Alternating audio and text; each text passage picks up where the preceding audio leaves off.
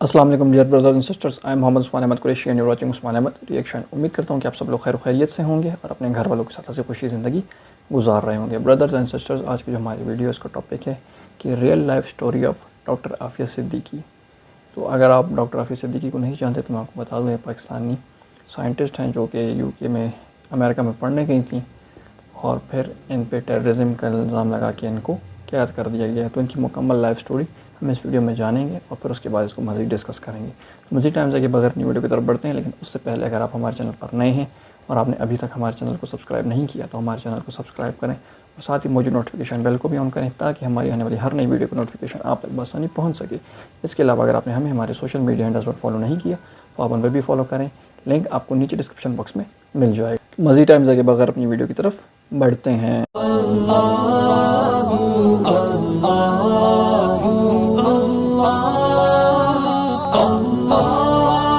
अस्सलाम वालेकुम दोस्तों, मेरा नाम है असीब शफकत और आप देख रहे हैं हंसी टीवी।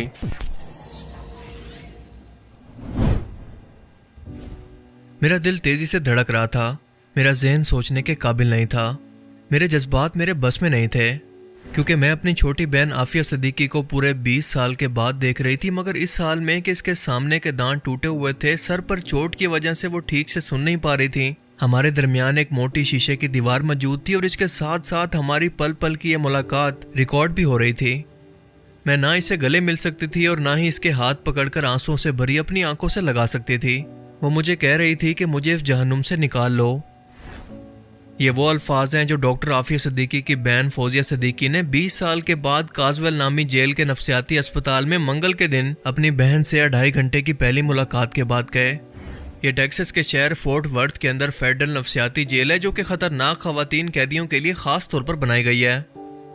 अब सवाल यह है कि डॉक्टर आफिया सिद्दीकी आखिर कौन है? वो 20 साल से आखिर किस जुर्म की सजा काट रही हैं और खुद अमरीकी जज के मुताबिक बेकसूर होने के बावजूद 86 साल की सजा आखिर उनको क्यों मिली? कौम की इस बेटी को वापस लाने के लिए आखिर किसी भी हुकूमत या OIC ने कभी कोई इंटरेस्ट क्यों नहीं लिया? आफिया सिद्दीकी जो कि हालिया सदी की सबसे ज़हीन तरीन औरतों में से एक थी, आखिर उन्होंने ऐसा क्या दरियाफ्त कर लिया था जो कि CIA ने इन्हें दुनिया के इंतहाई मतलूब दहशतगर्दों की लिस्ट के अंदर अचानक से शामिल कर दिया? एक ऐसा सच जो कि मीडिया आपको कभी भी नहीं बताएगा, वही सच हम आज की इस वीडियो के अंदर जानने वाले हैं। तो चलिए शुरू करते हैं। आफिया सिद्दीकी एक न्यूरो साइंटिस्ट थी। ये 1990 में अमरीकी रियासत टेक्सास के अंदर स्टूडेंट वीज़ा पर पढ़ने के लिए गई। इन्हें सिर्फ 2 ही शौक थे, एक तो पढ़ाई का और दूसरा इस्लाम की तबलीग का। 1995 के अंदर इनकी शादी अमजद मोहम्मद खान से होगी और यही वो बंदा है जो कि बाद में CIA का मोहरा बनकर आफिया सिद्दीकी की मौजूदा हालत का जिम्मेदार बना। आफिया सिद्दीकी के 3 बच्चे थे, 2 बेटे और 1 बेटी।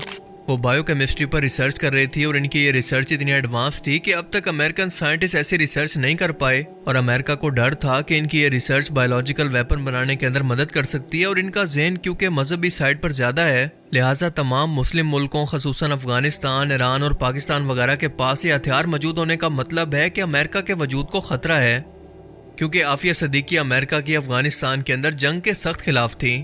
ज़ोयनिस्ट यहूदी लॉबी ने CIA के जरिए इन्हें अप्रोच किया और ऑफर की कि वो इनके एजेंडा पर काम करें और ये तमाम रिसर्च और डेवलपमेंट इनके लिए करें, मगर आफिया सिद्दीकी ने इनकार कर दिया।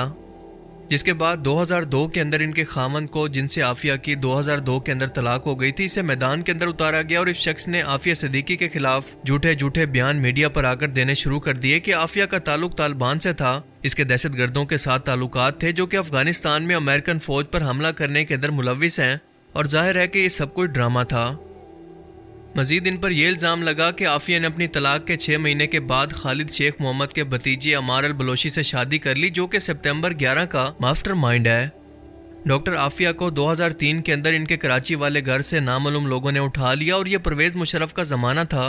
परवेज़ मुशर्रफ अपनी किताब के अंदर इस बात का एतराफ़ करते हैं कि मैंने अमरीका को इंतहाई मतलूब अफराद पकड़ कर पेश किए, जिनके अंदर डॉक्टर आफिया भी शामिल थी। उन्होंने फखरिया कहा कि मैंने ये काम मुफ्त में नहीं किया था बल्कि डॉलर लेकर किया था। इन्हें अफगानिस्तान की बगराम जेल के अंदर ले जाया गया, जहां पर इन्हें खूब टॉर्चर किया गया। वो अचानक से मंजर आम से गायब हो गई थी। اسی دوران ایک پاکستانی نژاد برطانوی شہری موزم بیگ نے، جو کہ بگرام جیل اور گوانتانامو بے کے اندر رہ چکا تھا، اس کی ایک کتاب اینمی کمبیٹمنٹ منظر عام پر آئی، جس کے اندر ایک خاتون قیدی کا ذکر تھا جو کہ بگرام جیل کے اندر قیدیوں اور جیل اہلکاروں کے لیے سوالیہ نشان بنی ہوئی تھی۔ ایک اور برطانوی نو مسلم صحافی ویون ریڈلی نے بھی اس قیدی کا ذکر کیا اور اسے گرے لیڈی آف بگرام کا نام دیا۔ 5 سال سے زیادہ عرصے کی گمنامی کے بعد ریڈلی کے انکشاف کے بعد 7 جولائی سن 2008 کو اسلام آباد کے اندر یہ انکشاف کیا گیا کہ عافیہ صدیقی بگرام جیل کے اندر قید ہے اور اس کے ساتھ انسانیت سوز سلوک کیا جا رہا ہے۔ لہٰذا مجبوراً 5 اگست سن 2008 کو 36 سالہ عافیہ صدیقی کو نیو یارک کی عدالت کے اندر پیش کیا گیا۔ امریکی حکام کے مطابق عافیہ صدیقی کو 17 جولائی 2008 کو افغان سیکیورٹی فورسز نے گورنر غزنی کے دفتر کے باہر سے ایسے دستاویزات جن کے اندر بم بنانے کی ہدایت درج تھی اور کچھ کیمیکل ویپن بنانے کے لیے انگریڈینٹس کے ساتھ گرفتار کیا گیا۔ مزید ان پر یہ الزام لگایا کہ انہوں نے بگرام جیل کے اندر امریکی فوجیوں پر گولی چلائی، جس کے جوابی حملے کے اندر وہ شدید زخمی بھی ہوئی۔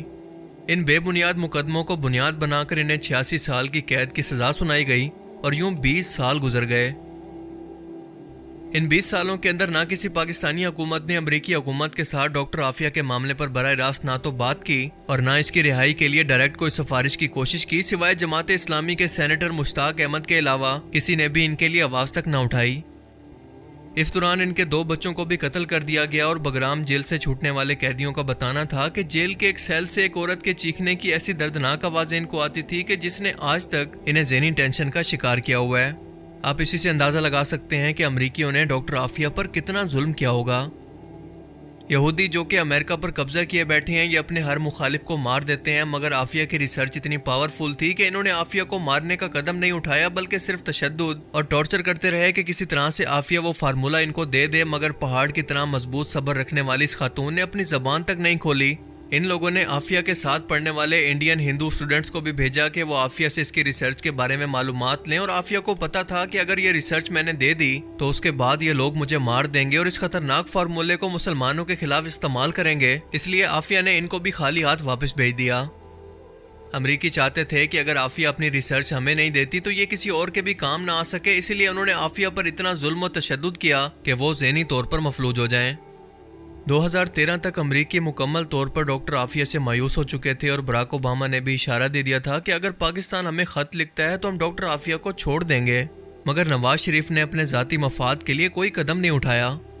عمران خان نے بھی الیکشن سے پہلے یہ کہا تھا کہ اگر ان کو حکومت ملتی ہے تو وہ ڈاکٹر عافیہ کو واپس پاکستان لے کر آئیں گے، اور اس پر کام بھی شروع کیا گیا، مگر ان کے ٹائم کے اندر کرونا، انڈین اٹیک اور سیاسی مخالفت جیسے اپنے مسئلوں کے اندر الجھنے کی وجہ سے ایسا نہ ہو سکا۔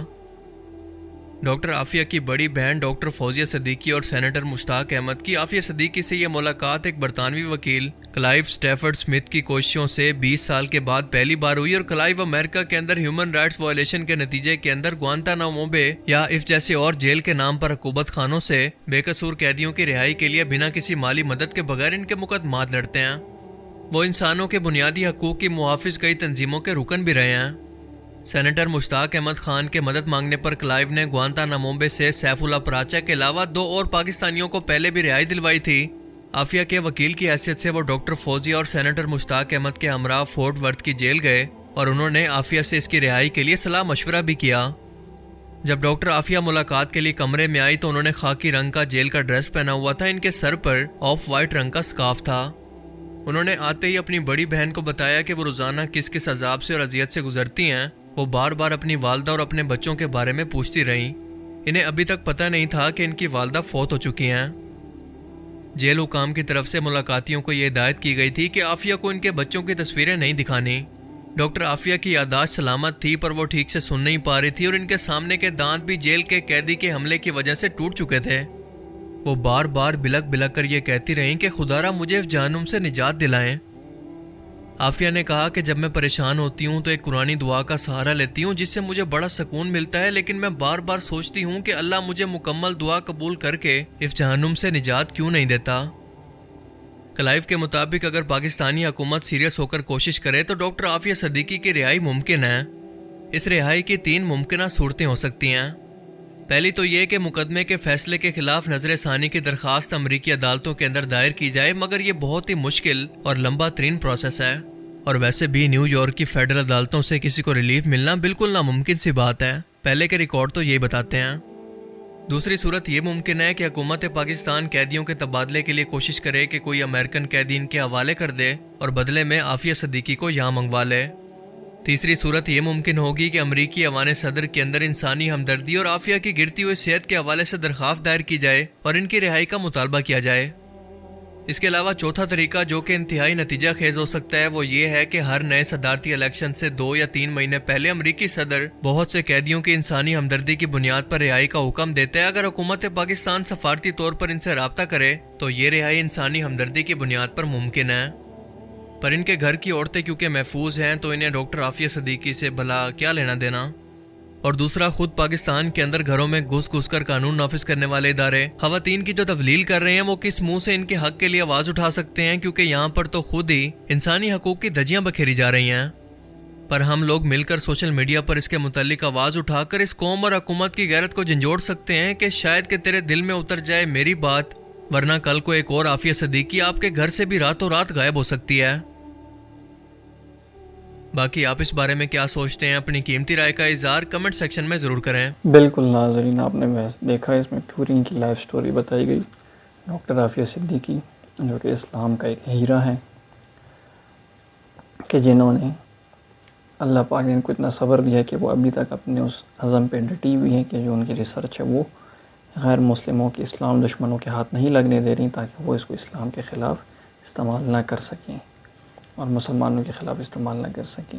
لیکن ہمیں چاہیے، ہماری حکومت پاکستان کو بھی چاہیے کہ خدا را سیریس ہو کہ ان کو واپس لانے کی کوششیں کرنی چاہیے، تاکہ ہم عافیہ صدیقی سے محروم نہ ہو جائیں، تاکہ ہم پہ یہ سوال نہ اٹھے کل کو قیامت کے دن بھی ہم نے یہ جواب دینا ہے کہ ایک اللہ کی بندی جس کو بغیر کسی قصور کے، بغیر کسی وجہ کے اٹھا لیا گیا اور اتنے سال اس کو اذیت دی گئی، تو کیا ہمیں کیا لگتا ہے کہ ہم اس چیز سے بچ جائیں گے؟ نہیں، کل قیامت کے دن، آج تو یہ دنیا تو دھوکہ ہے، آنکھیں بند ہونے کا انتظار کیجیے، کل قیامت کے دن ہمیں اس کے بارے میں جواب دہی کرنی ہے، ہم سے پوچھا جائے گا اس کے بارے میں کیا کریں۔ تو ہمیں چاہیے ہم اس میں اپنا کردار ادا کریں اور مل کے اس کو اتنا وائرل کریں، اس کو اتنا اجاگر کریں کہ اس مسئلے کو ہم اسٹیٹ لیول پہ، ورلڈ لیول پہ، انٹرنیشنل لیول پہ اس مسئلے کو ہم اجاگر کریں اور ان کی رہائی کا مطالبہ کریں۔